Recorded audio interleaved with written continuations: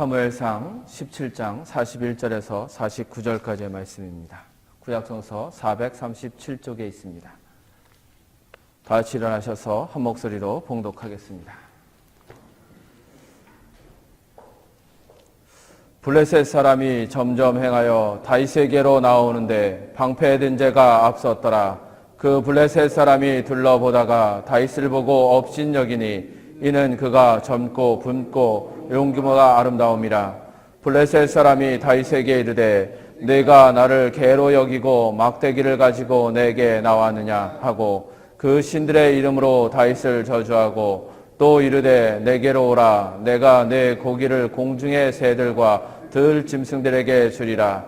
다윗이 블레셋 사람에게 이르되 너는 칼과 창과 단창으로 내게 오거니와 나는 만군의 여호와의 이름 곧 내가 모욕하는 이스라엘 군대의 하나님의 이름으로 내게 가노라.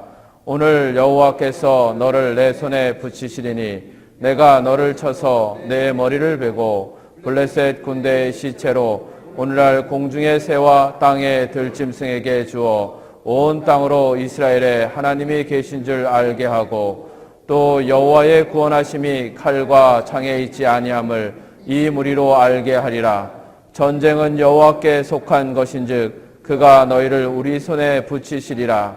블레셋 사람이 일어나 다윗에게로 마주 가까이 올 때 다윗이 블레셋 사람에게로 마주 그 항우를 향하여 빨리 달리며 손을 주머니에 넣어 돌을 취하여 물매로 던져 블레셋 사람의 이마를 치매 돌이 그 이마에 박히니 땅에 엎드러지니라. 아멘.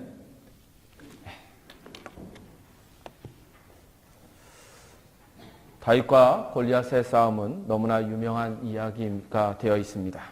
왜냐하면 소년 다윗이 용사 중에 용사인 골리앗을 이겼기 때문에 그만큼 유명한 것이지요. 만약 다윗이 골리앗과 같은 용사로서 훈련을 받고 또 골리앗과 같은 비슷한 신체 조건을 가지고 있었다면 다윗의 승리는 단지 용사들의 싸움 한 장면으로 아주 멋지게 싸운 한 장면으로만 기억될 것입니다. 다윗의 이야기에서 우리가 그의 승리를 귀하게 여기고 또 우리가 그 승리를 기쁨으로 바라보는 것은 전혀 조건이 되지 않은 가운데서 다윗이 승리를 하였기 때문입니다. 다윗의 이야기에서 우리를 더욱 흥분시키고 가슴을 뛰게 하는 것은 어떤 면으로 비교해 봐도 이길 수 없는 조건이었는데 승리를 했다는 것입니다. 다윗과 골리앗은 어떤 것으로 비교해도 다윗이 이길 수 있는 조건이 없었습니다. 그럼에도 불구하고 다윗이 승리했기 때문에 우리의 가슴을 흥분시키고 우리의 가슴을 뛰게 하는 것이지요. 그러므로 좋은 조건을 가지고 있지 못한 사람들, 그들에게 희망이 되는 이야기입니다. 그런데 다윗의 싸움에서 우리가 조금 더 깊이 살펴봐야 할 것이 있습니다. 그것은 그의 싸움이 골리앗과 마주섬으로 시작된 것이 아니라 그 전에 이미 하나의 전투가 있었다는 것이지요. 다윗이 골리앗과의 싸움에서 실제적으로 이겨야만 했고 또 실제적으로 정말 넘어야 할 그런 전투가 한 가지 더 있었습니다. 그 전투에서 승리하지 못하였다면 골리앗 앞에 서지도 못하였을 것이고 골리앗을 대적하는 기회를 잡지도 못했을 것입니다. 다윗이 첫 번째로 맞이했던 싸움은 안 된다라는 주위 사람들의 부정적인 반응이었습니다. 다윗이 골리앗과 맞서기 위해서는 무엇보다도 먼저 주변 사람들이 안 된다, 할 수 없다라고 하는 그 부정적인 반응과 싸워 이겨야만 했다는 것이지요. 먼저 형들의 무시와 질책이 있었습니다. 장령 엘리압은 다윗이 교만하다라고 하였고 또 전쟁을 구경하고 싶어서 왔다라고 하며 아주 혹독하게 다윗을 비난하게 됩니다. 28절의 말씀을 우리 함께 좀 보겠습니다. 28절의 말씀입니다. 장형 엘리압이 다윗의 사람들에게 말하는 것을 들은지라 그가 다윗에게 노를 바여 가라되 내가 어찌하여 이리로 내려왔느냐 들에 있는 몇 양을 네게 맡겼느냐 나는 내 교만과 내 마음의 완악함을 아노니 내가 전쟁을 구경하러 왔도다. 장형 엘리압은 다윗을 교만하다, 내 마음이 완악하다라고 비판을 가합니다. 그리고 사울왕은 정말 어떻게 반항할 수 없는 그리고 반박할 수 없는 충고를 하게 됩니다. 33절의 말씀을 보겠습니다. 33절의 말씀입니다. 사울이 다윗에게 이르되 내가 가서 저 블레셋 사람과 싸우기에 능치 못하리니 너는 소년이요 그는 어려서부터 용사입니다. 아멘. 내가 가서 블레셋 사람과 싸우기 능치 못하리라 너는 소년이요 그는 어려서부터 용사라고 하는 그 사울의 충고는 너무나도 현실적이고 또 너무나도 합리적이었던 것이었습니다. 사울왕의 논리에 반박할 만한 여지가 전혀 없습니다. 이것이 다윗이 했던 첫 번째 전투인 것이죠. 가족과 아군에 의해서 안 된다라고 하는 말과 안 된다라는 그 생각과 싸워야만 했던 것입니다. 얼마 전 신문에 보니 산호세에 있는 한 한국인이 경영하는 작은 벤처 기업들이 애플사가 출시한 아이터치패드보다 훨씬 더 뛰어난 제품을 만들었다고 합니다. 기술력에서 보면 분명 애플사보다 제품보다 한 단계 진보한 것이 확실합니다. 그러나 그 기사를 읽고 댓글을 올리는 사람들의 대부분이 어떻게 올리냐 하면 독자적인 회사를 절대 만들지 마십시오. 그냥 그 개발한 기술을 삼성이나 애플 아니면 마이크로소프트사에 파십시오. 절대 독자적인 회사를 만들면 망하고 말 것입니다. 아마 대기업들이 곧 그 기술과 비슷한 것을 만들어내기 때문에 그때는 이제 팔 수도 없게 된다라는 댓글들이 계속적으로 올라오는 것을 보았습니다. 우리들 대부분 이와 같은 전쟁에서 이기지 못하고 골리앗 앞에 서 보지도 말아버리는 것이죠. 자녀가 유명한 음악가가 되겠다라고 하면 부모들은 첫 번째 반응이 대부분 그거 해서 먹고 살기 힘들다라는 그런 반응입니다. 천부적인 재능이 없이는 안 된다라는 것이지요. 괜히 해서 안 되는 것을 위해 시간을 낭비해서는 안 된다라고 그 주장을 하게 되고 그 주장에 꺾여서 악기를 한번 제대로 잡아보지도 못하고 꿈을 접습니다. 그리고는 가장 안전하게 자신이 될 수 있는 직업을 찾게 되는 것이지요. 그렇게 찾은 것이 무엇이냐면 골리앗이 40일 동안 앞에 나와서 모욕을 해도 맨 뒤에 서서 못 들은 척하는 그런 군사 중에 한 명이 되는 것입니다. 가장 안전한 것을 찾는 것이죠. 그들은 안 된다는 말과 생각에 골리앗과 싸움을 피하였습니다. 골리앗과 싸워서는 살아남기 힘들다는 말에 따라서 행동했던 사람들인 것이죠. 우린 먼저 주위와 자신의 내부에서 들리는 안 된다는 소리와 그 생각을 이겨내야만 합니다. 합리적이고 객관적인 판단이 승부를 결정짓는 절대적인 열쇠라는 그 확신으로 우리가 소망을 접는다면 그건 참으로 어리석은 일이죠. 오늘 말씀해 보면 전쟁은 하나님께 속한 것이다 라고 했습니다. 합리적이고 조건적인 것으로 승리가 절대적으로 결정된다면 아마 모든 사람들은 부모를 잘 만나는 수밖에 없을 것입니다. 그리고 구원은 아마 유대인 말들대로 유대인만 구원 얻을 것입니다. 우린 이와 같이 소망을 빼앗아 가는 것들과 싸워야만 합니다. 먼저 소망을 지켜내야 하는 것이죠. 우리의 인생에 대한 승리의 소망을 지켜내야만 하는 것입니다. 그리고 골리앗, 즉 진짜 승부의 세계에 발을 내디뎌야 하는 것입니다. 그때 골리앗을 우리의 손에 붙여주시는 하나님의 축복을 얻게 됨을 믿으시기 바랍니다. 다윗이 그 승리를 얻는 인생의 첫 번째 그 운명의 적을 맞아 싸울 수 있었던 비법을 우리가 좀 살펴보길 원합니다. 첫째는 자신만의 삶에 최선을 다하였다라는 것입니다. 사울왕의 합리적인 충고 앞에서 더 이상 고집을 피울 수 있을 것 같지 않습니다. 사울왕의 합리적인 충고 앞에 누구도 더 이상 반박할 수 없는 그런 처지에 놓이게 됩니다. 웬만한 사람이면 그렇게 생각할 수밖에 없을 것이고 누구나 그렇게 충고할 것입니다. 만약 다윗과 같은 어린아이가 목자가 나와서 골리앗과 싸우겠다라고 하면 누구나 다 그렇게 충고할 겁니다.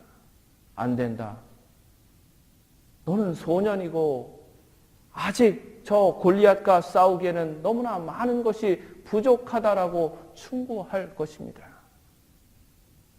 그런데 다윗은 자신이 이제껏 양을 지키면서 사자와 곰을 싸워 이겼다라고 하며 골리앗과의 싸움에 나서겠다라고 주장합니다.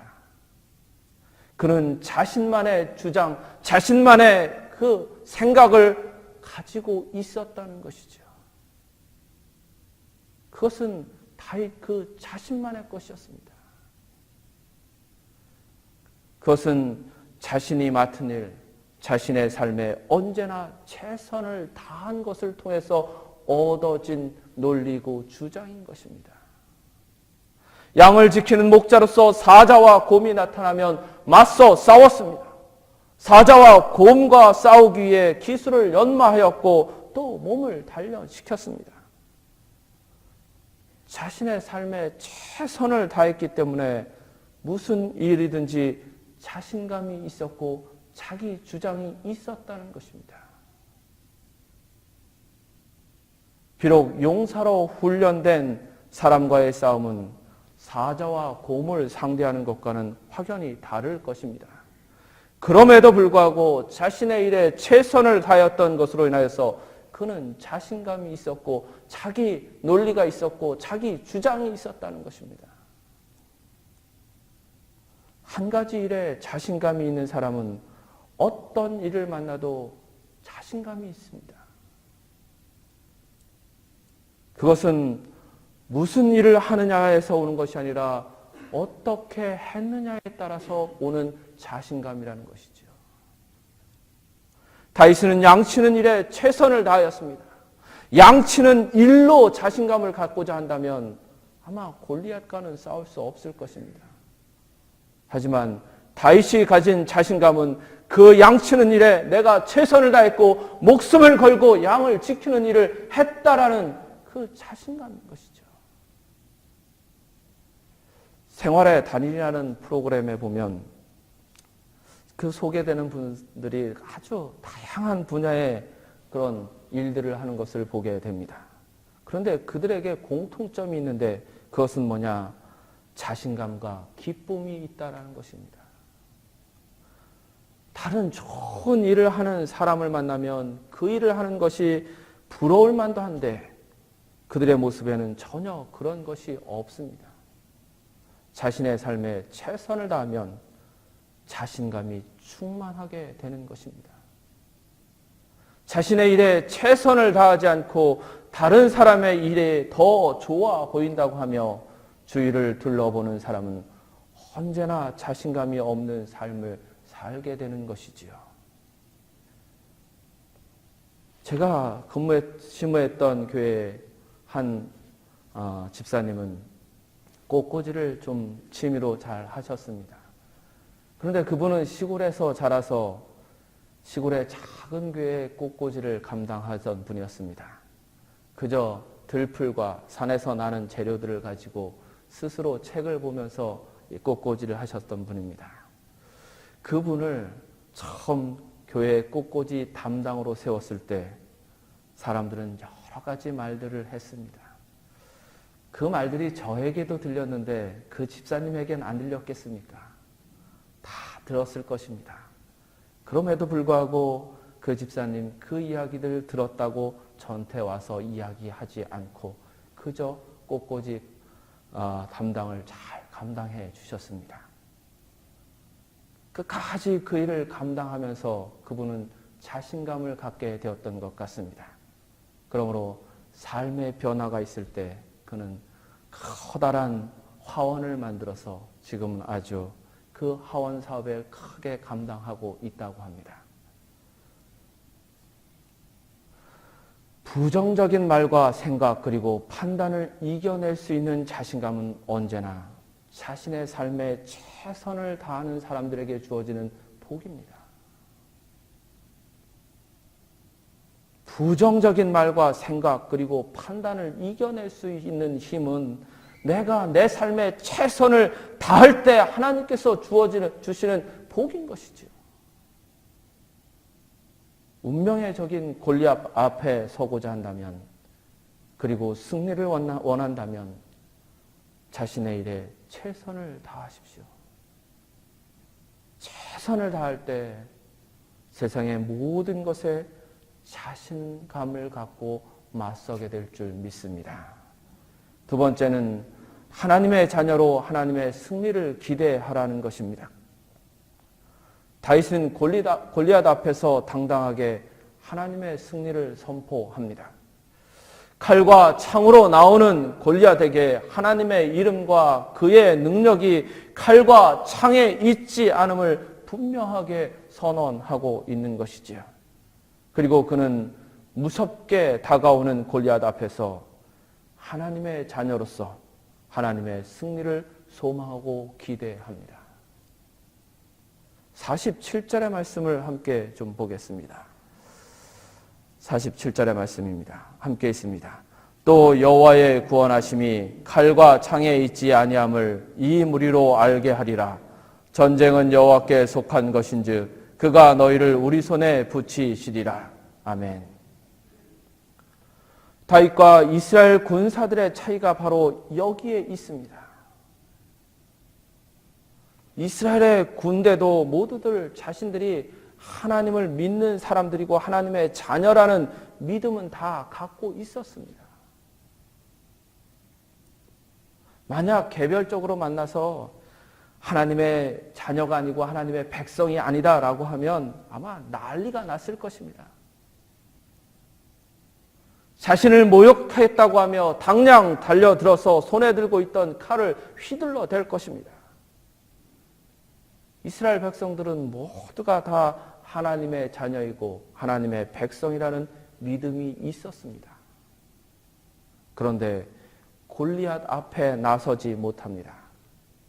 하나님의 자녀로 승리하리라고 하는 그 믿음 앞에서는 한 발 뒤로 물러서 있는 것이지요.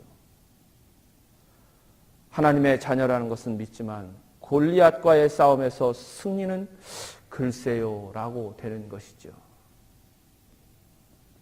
누군가 믿음의 사람이 믿음이 없다 하면 발끈하지만 진짜 적 앞에서는 아무것도 아닌 존재가 되는 것입니다. 믿음의 사람들, 그냥 져줘도 되는 사람들한테는 어떻게 해서든지 이기려고 하고 꼭 이겨야 하는 사람들 앞에서는 꼼짝도 못하는 그런 모습인 것이죠. 여러분, 믿음은 생활하면서 교회 안에서는 여러분 그냥 다 져도 됩니다. 다 그냥 져주셔도 이기는 자가 됩니다. 충분합니다. 우리가 정말 이겨야 할 사람들, 이겨야 할 일들이 무엇인지를 보시고 그것에 이기시는 여러분 되길 원합니다. 우리는 하나님의 자녀임을 믿습니다. 하지만 하나님의 승리를 소망하고 기대하는 데 있어서는 믿음이 약해집니다. 하나님의 승리에 대한 기대를 잃어버리는 것이지요. 사단은 세상의 불의와 부패로 우리에게서 하나님의 승리에 대한 기대감을 자꾸 빼앗아 가고 있습니다. 그래도 과거에는 정의는 반드시 승리한다라는 그 말을 믿었는데 지금은 그렇게 말하는 건 그냥 교과서적인 대답이다 라고 취급해버리고 말아버린다는 것입니다. 우린 하나님이 승리할 거라는 것, 하나님의 선하심이 승리할 것이라는 그 기대감을, 그 믿음을 잃어버리고 있습니다. 자신이 하나님의 자녀라고 믿으신다면 하나님의 선하심이 승리할 것이라는 기대를 가지십시오. 골리앗 앞에 나설 수 있을 만큼, 골리앗이 아무것도 아닌 것처럼 보일 만큼 강렬하게, 강하게 하나님의 승리를 기대하시고 믿으십시오. 세상이 아무리 험악하고 불의한 것이 이기는 것 같을지라도 여러분, 우리의 마음속엔 분명 하나님의 선하심이 이길이라는 그 믿음이 있어야만 합니다. 세 번째는 운명의 승부를 향해서 달려가라는 것입니다. 우린 본문에서 다윗이 그의 운명의 적을 맞서는 자세를 볼 수 있습니다. 그는 정말 매도 먼저 맞는 것이 낫다라는 그런 아주 적극적인 자세로 달려나가고 있는 것을 보게 됩니다. 다윗은 골리앗보다 더 적극적으로 전투에 임합니다. 그는 골리앗의 기세에 조금도 기죽지 않고 오히려 더 적극적으로 달려나가고 있다는 것이죠. 싸움에 임하는 자세를 보면 마치 다윗이 훨씬 더 유리한 조건, 훨씬 더 승리를 위한 그런 조건을 가지고 있는 사람처럼 행했다라는 것입니다. 48절의 말씀을 보겠습니다. 블레셋 사람이 일어나 다윗에게로 마주 가까이 올 때 다윗이 블레셋 사람에게로 마주 그 항우를 향하여 빨리 달리며, 골리앗이 다가올 때 오히려 다윗은 더 빨리 골리앗을 향해서 달려갔다는 것입니다. 제가 오늘 이 말씀을 준비하면서 정말 소중하게 발견한 말씀이 바로 이 구절입니다. 다윗이 블레셋 사람에게로 마주하고 항우를 향해서 빨리 달렸다는 것입니다. 그 모습을 한번 상상해 보십시오, 여러분. 골리앗이 얼마나 당황했을까요? 자신에게 나오면서 막대기를 가지고 나온 것도 참 어이가 없는 일인데 싸움을 시작하자마자 막 자신을 향해서 달려오고 있는 것은 이게 참으로 믿기지 않은 일입니다. 골리앗은 이제껏 자신을 정면으로 맞서 싸우고자 덤벼드는 사람을 보지 못했습니다. 다들 어떻게 하면 될까 궁리하면서 머뭇거렸죠. 그 앞에선. 그런데 다윗은 자기보다 더 빨리 달려나오고 있습니다. 정면 승부를 하고자 달려오는 것이죠. 다윗은 골리앗을 향해서 정면으로 달려나갔습니다. 그때 돌이 골리앗의 이마를 향해서 날아갔습니다. 하나님의 승리를 기대하며 달려나가십시오. 그러면 하나님께서 우리의 적을 깨트려 주시리라 믿습니다. 조금 더 적극적으로 우리 앞에 놓여있는 그 모든 일들 앞에 달려나가신다면 반드시 하나님께서 우리에게 승리를 주실 줄 믿습니다. 기도하시겠습니다.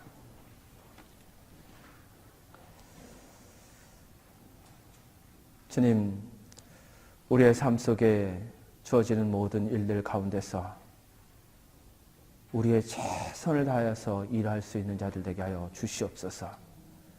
우리가 무슨 일을 하는 것이 중요한 것이 아니라 그 일을 내가 최선을 다해서 일하는 것이 더 중요함을 깨닫게 하여 주시옵소서. 최선을 다하는 자에게 하나님께서는 분명 자신감이라는 복을 주실 줄 믿습니다. 모든 일, 어떠한 일을 만나도 자신감을 가지고 대할 수 있는 그런 복을 하나님께서 우리에게 주실 줄 믿습니다.